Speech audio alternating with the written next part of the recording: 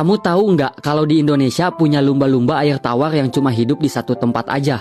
Bukan di laut tapi di sungai. Namanya pesut mahakam. Dan sedihnya hewan ini sekarang nyaris punah. Pesut mahakam itu bukan lumba-lumba biasa. Dia hidupnya bukan di laut kayak lumba-lumba pada umumnya, tapi di Sungai Mahakam, Kalimantan Timur.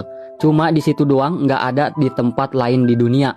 Bayangin, satu-satunya di dunia dan cuma kita yang punya. Tapi sekarang jumlahnya tinggal dikit banget, diperkirakan cuma 60 ekor.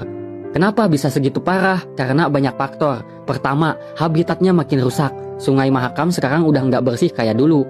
Banyak limbah industri, kapal lalu lalang, dan alih fungsi lahan jadi tambang dan perkebunan. Kedua, mereka sering ketabrak kapal atau terjerat jaring nelayan. Karena mereka nggak bisa ngomong, mereka cuma bisa menjauh atau mati pelan-pelan.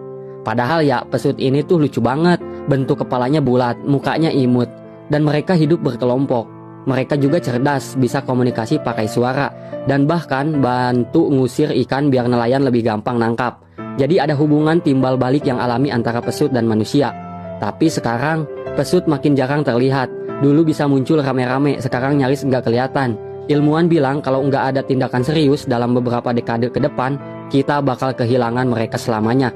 Dan yang lebih sedihnya lagi, nggak banyak orang yang tahu kalau pesut mahakam ini eksis. Apalagi tahu kalau mereka sedang diambang kepunahan. Pesut mahakam itu bukan sekedar hewan langka, tapi simbol alam Kalimantan. Simbol Indonesia. Kalau mereka punah, itu bukan cuma kehilangan satu spesies, tapi juga kehilangan warisan alam kita sendiri.